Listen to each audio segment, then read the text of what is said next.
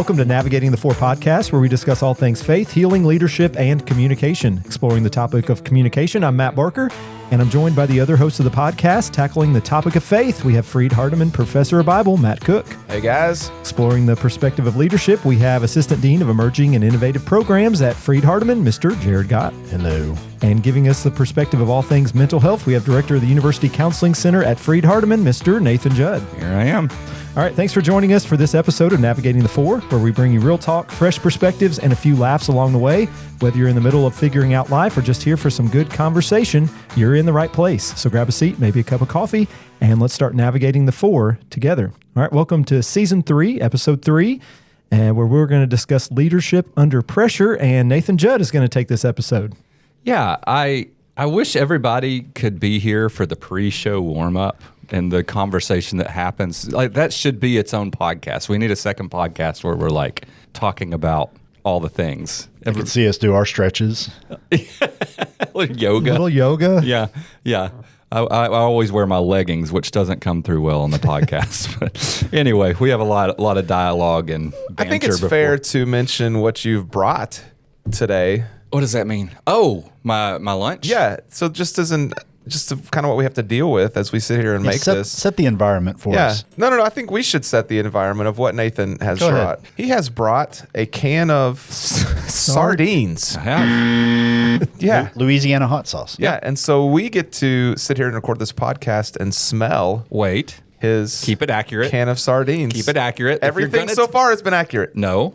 If you're going to tell the truth, tell the truth. They are unopened. That's the truth. And I don't plan on opening them in this room. Okay. Fish That's good to steaks. hear. Well, Fish steaks is what okay. Now you tell the truth. Like, let's not pretend that you've never opened a can of I sardines. have done in that this before. room. Okay. That is true. That is true. We're going to just stay with the truth, though. This can is unopened. Just But I say think you have to sit I here still and smell it even though it's not open. No way. No. Yeah, it's coming through. No way. No, not even close. Do these even have an expiration date? I don't know Next when I question bought is, them. what No, am I those smelling fish are then? good forever. What am I October smelling then? 2027. Yeah. But he also, on a very, very positive note, you've also brought Nala. That is true, The too. therapy dog. Makes up for it. So Hey, that's pretty Nala, awesome. Can you keep it down? Nala is so chill. She just looks up like, what are you talking about? All right. So I wanted us to think about the importance of pressure in building character, going through adversity, going through hard things, because we all like to stay in our comfort zone, but that's just not reality. And so as we're thinking about you all being in positions of leadership, so there's some blending over here with Jared's area too, but if you're comfortable sharing, what is the most difficult season of leadership you've ever faced? And I don't need to get into specifics just for like confidentiality, but those who are in the loop on campus probably remember there was a really, really, really big event that happened on campus, I think 2 years ago, and the mental health of the campus was just really struggling at that time. Lots of people coming in to our counseling office, a lot of people involved and closely connected. It affected a lot of people on campus. Everybody knew what was going on. And here I am in the UCC. I hadn't been in the role very long, and like these huge mental health demands were sitting in front of me and trying to navigate how to move forward, how to take care of myself, how to take care of the students, how to take care of my staff. That was a rough season. That was hard. Like, I had legitimate trauma responses going on, like nightmares and things. And so that was a tough season, trying to stay in the leadership area and manage that. That was rough. I think of a project that I was asked to undertake about 5-6 years ago.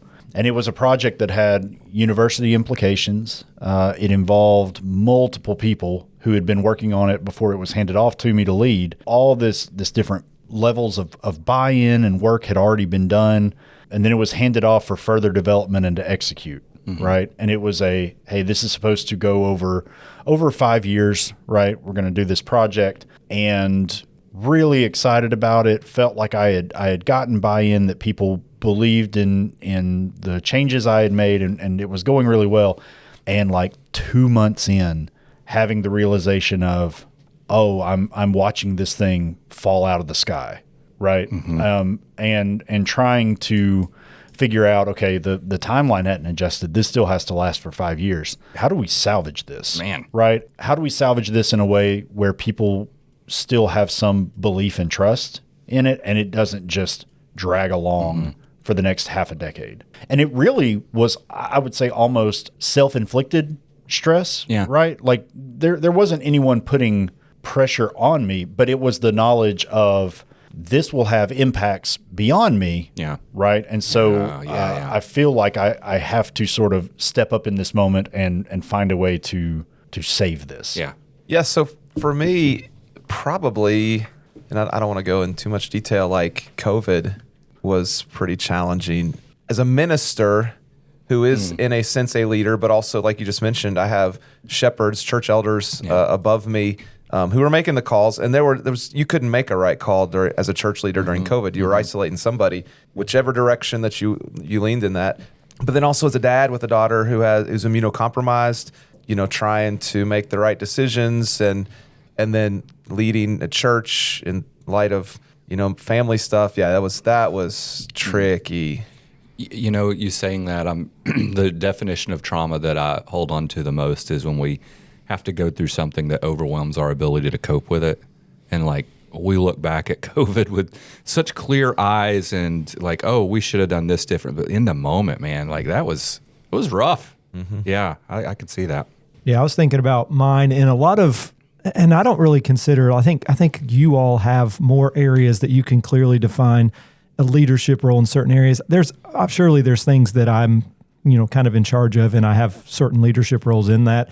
I tend to be more of a support role in a lot of the different situations I'm in. So I don't really have any specifics that come to mind. I think a lot of times though, anytime I'm in a position where I'm in a leadership type role, whatever setting I'm in, I don't trust other people around me. So I tend to want to say, well, I'll just take care of this, not really include anybody else in it. So whether that's me working at the radio station, me work at church, instead of saying, hey, could you help me with this? I'm going to try to do it all myself. And then you have that pressure that maybe sometimes is unneeded, because if you would just allow others to help you, you wouldn't have as much pressure because they'll help carry that load a little bit. So I think in the leadership roles that I've had, the thing that I struggle with and that I have to consciously keep myself in check on is not trying to do everything, because people that have personality where they want things to be a certain way, they don't always trust that others are going to do things in the way that they want it. So they just do it themselves. And then you leads to burnout, all the different things that you hear about in leadership. So I think having that trust for other people, surrounding yourself with people in leadership roles that can help you is very important. But that's one of the things why there's probably a lot of times so much pressure. Yeah. I remember when I was teaching here, I taught one class for about 10 years. And I remember I was going through kind of a difficult season, and I emailed a student something, and she responded, and she had one of those automated replies, and it was a Bible verse, and it was from Romans chapter 5, and it just hit home. It's just an auto reply for her, and it's just one that I've latched onto. But it's rejoice when you encounter suffering, because suffering produces endurance, character, and character the confident hope of salvation. And I was like, that hit me so hard. She didn't even realize she had done something, but I just realized when we go through difficult things, it's not a bad thing. It's an opportunity for growth. When I work with clients, sometimes I'll lay it out in the office, 3 different zones. There's a comfort zone, and then there's a stretch zone, and then there's a panic zone. And we like to stay in that comfort zone, but no growth happens in the comfort zone. So if we can stretch and be uncomfortable, that's where we're going to have growth. And that's kind of the sweet spot to hang out, not just as a leader, but in life. That's where we're going to have growth. But I think a lot of people try to stretch even further, and they end up in that panic zone. And when we get in panic, the mental health term for that would be dysregulation. We want to run back to that comfort zone, and that's not growth either. We run from the panic back to comfort zone, panic back to comfort zone. And so I just encourage everybody to try to stay in that stretch area. But also, things happen in life that we can't control. Like that situation that came out of nowhere that I had to deal with. I mean, I was dysregulated. I was not in my stretch zone, and it's important to do self-care and things like that when that comes up. But one thing I will say is, the more we stay in the stretch zone, the more we're able to tolerate distress, and then we can grow the stretch zone where something may have used to be in our panic zone, and now it's actually just in our stretch zone. Do you guys have any thoughts on that? I mean, I think in most cases, part of being a leader is setting a standard or a goal for others to follow. Yeah. Right. And typically, like at least leaders that I've dealt with before that I've been under, like if the goal is not set in a stretch zone, it's kind of, okay, well, what's your point? Right. Like, Yeah. I mean, if your goal is to be the same or less as we are now, great leadership, I guess. Like, I don't think of it in that way in that moment, but that's certainly the kind of resentment that builds. Yeah. Right. Like, take me somewhere. Yeah. Right. Take us somewhere. If that's your role. So I'm thinking of like setting goals for my team in the same way. I don't want it to be just in the comfort zone. I want us to do something Yep. great and meaningful. I'm looking at this book in front of me. I want us to do something significant. Yeah. Right. And I think that people find meaning and value in that. But at the same time, you have to be careful in the goals that you set, right? In just sort of putting a goal out before people that's unattainable, Yeah. that you know is unattainable. You're going to cause them to spiral, to burn out, to feel Yeah. an unnecessary amount of pressure that's only going to cause harm. Yeah. Yeah, and that's the burden of leadership. It is that you must stretch yourself, you must stretch other people, and in that process comes the potential for failure and the potential for criticism.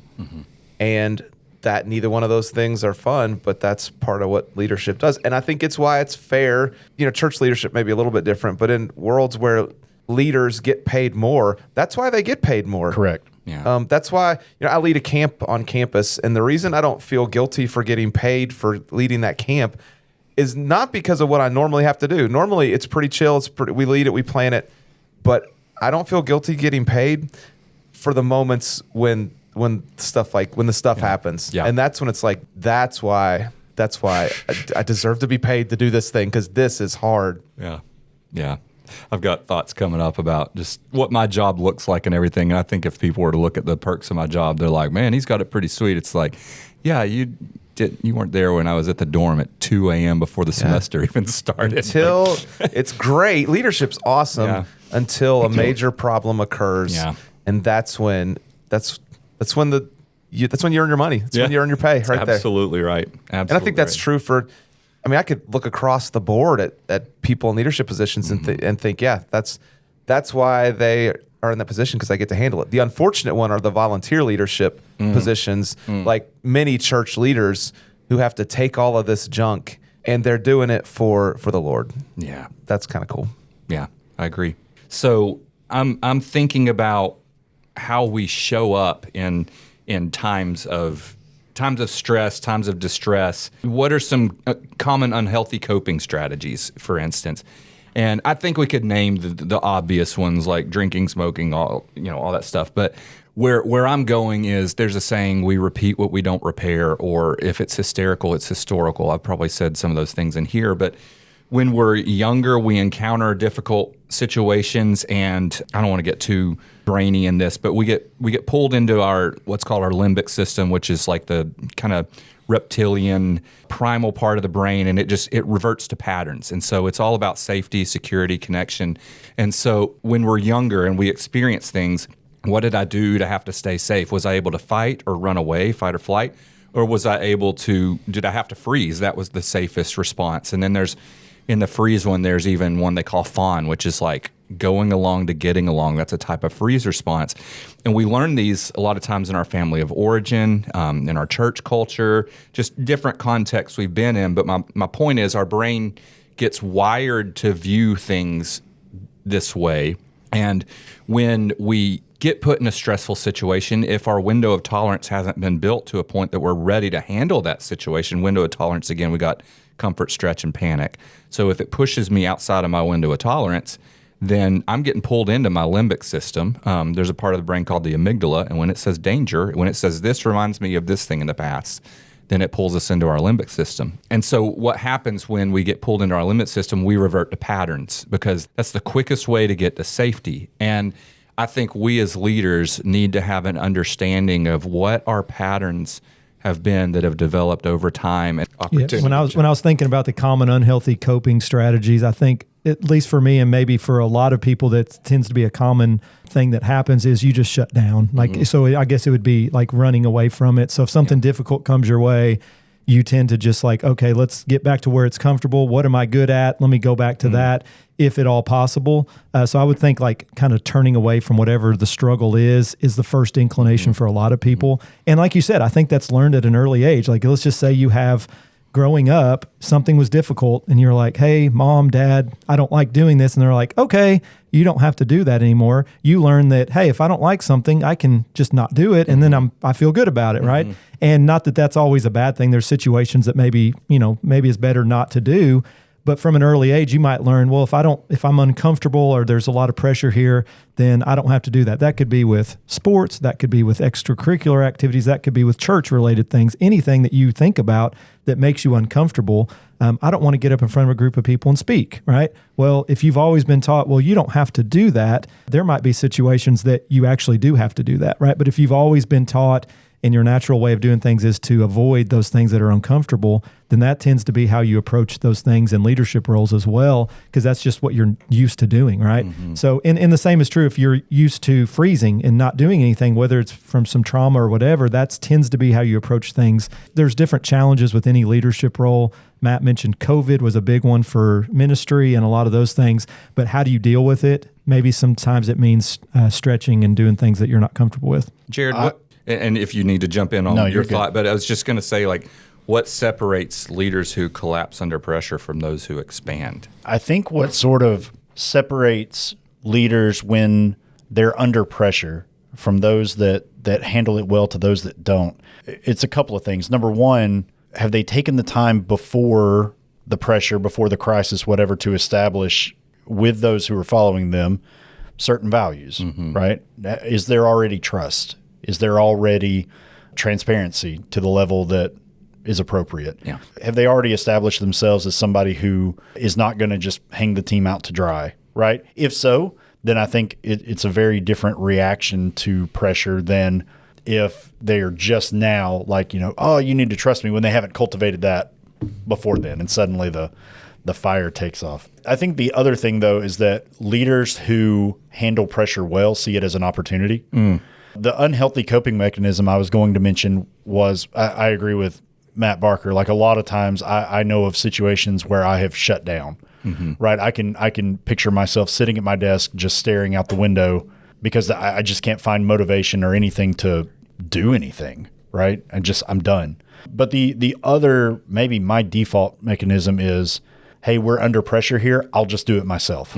Yes. Right? I can relate to that. I don't have time to make sure it gets done right by somebody else. I'll just take on the project. I'll do it myself. We'll get it done and we'll move on past this. And then I'll be prepared for next time. Even though when next time comes, I'll just do it myself, kind of a thing. It's definitely something I've had to work on. I used to do that a lot more when I was younger and in leadership roles. Now, when a situation arises, I try to remember that, number one, it's something that's got to be handled, but two, it's something that's got to be handled by all those involved, right? It doesn't do any good for me to take it on and try to handle it entirely on my own, because the other person then doesn't have the opportunity to learn anything from that as well. And it establishes an expectation of, anytime this happens, I'll do that, and I don't want to do that. Yeah. Right? Yeah, that's right.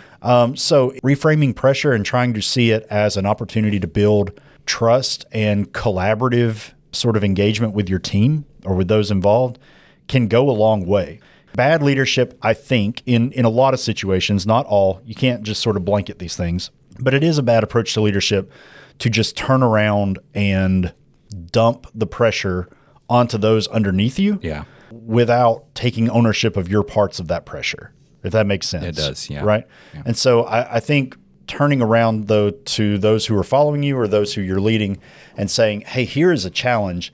We're going to get through this challenge, but I need you to do your part while I do my part, and I'm not going to leave you out to dry, really builds a good team dynamic. Like, that's what you would want each day in a optimal team setting. Yeah. Here's a stretch goal. It's going to be tough. We're going to get through it together. It's just that there's that added pressure that can make you throw all that away and react negatively. Matt Cook, what do you think? How does faith play a role in the idea of suffering and leadership? I think natural reactions to challenging situations can sometimes lend themselves to the works of the flesh instead of the fruit of the Spirit. And so Deep. I am tempted in these sorts of moments to be easily frustrated, to not be patient, you mentioned lack of self-control, even to the point of addictive practices. At the least, and I was going to mention this a minute ago, my natural reaction to these sorts of situations is mechanism. to think negatively, to make negative assumptions about those who disagree with me. That's easy for me to do. And so I think the opposite of that is to say, okay, I'm going into this situation as a leader who also represents Jesus. How can I demonstrate the fruit of the Spirit in this situation? How can I be kind and loving and patient and gentle and self-controlled, even though everything inside of me is kind of ready to blow up, or I'm really kind of anxious about this? And so I think the more I can train myself to respond to these situations in those ways and allow God to develop those traits in me and demonstrate those traits in me through the Spirit, I think that develops in me then that patience that you were talking, or that endurance that you were talking about earlier. The more I can train myself to respond in Christ-like ways, the better I'm going to be at responding in Christ-like ways the next time next time. That's right. And all of a sudden I find myself in a situation where I can endure and persevere and be a mature Christian, James chapter 1, even through those challenges. Yeah, that's good. Matt Barker, what do you think? How does communication change during times of stress? Well, it's not always great. Usually it's a lot better when things are easy to communicate with whoever it is you're leading. And challenges, crises, all those different things definitely throw a wrench in a lot of times times when it's easy. I think a lot of times with leadership, as far as communication, sometimes, like we talked about, we shut down. Sometimes it could cause us to run away from whatever the problem it is that we should be addressing. Sometimes that means we're not being honest, like Jared talked about with our employees. We're just kind of ignoring it and hoping it'll go away. And we're not really informing those that we're supposed to be leading. And then they feel like they don't trust the leader as a result of that, right? So part of the issue, we tend to panic. We tend to ignore things. We tend to not be honest with those that are supposed to be kind of in our charge, right? And so that leads to a lack of trust, that the leader doesn't have the best interest in mind of those that they're leading. So I think from a communication standpoint, if at all possible, you can't always have full transparency in all situations, right? There's certain things that the leaders have knowledge of that they just can't share with their employees. But if at all possible, to inform those that are in your charge of what's going on, honesty is always better than trying to keep things from people that are in certain positions. And we can all probably think of examples where we've had someone that did not tell us something and how we didn't feel like we could trust that person as a result of it. And that just leads to negativity from that point forward, right? I don't like someone that I can't feel like I can trust. And then anytime something happens in the future, you feel like, well, how do I know they're telling me the truth this time? Because they didn't tell me the truth last time, or they didn't tell me anything at all. So I think, transparency, if at all possible, in certain situations when it can be handled that way, is important. And always trying to be honest and having that honest, open communication is very important. I love that. I was thinking about, there's a common saying, hurt people, but healed people heal people. And I think as a leader, there are times of high stress. There are even times of crisis where we are like beyond our stretch zone that we have to navigate as leaders. But I think it's so important in a position of leadership to create as much an environment of safety in relationships with our teams. So we all know, like, we're in this together. It's okay to make mistakes. We're all going to do the best we can, instead of bringing our own poor, bad habits or patterns into those situations. So I want to close with this. Comfort doesn't produce leaders. Pressure reveals them. But growth isn't automatic. It's intentional. So I'll turn it back over to Matt Barker. All right. Thanks for joining us on today's episode of Navigating the Four. We hope today's conversation sparks something real in your faith, your healing, your leadership, or your communication. If you enjoyed the episode, be sure to subscribe, share it with a friend, and leave us a review. Until next time, keep showing up, keep growing, and keep navigating the four. We'll see you next time on Navigating the Four podcast.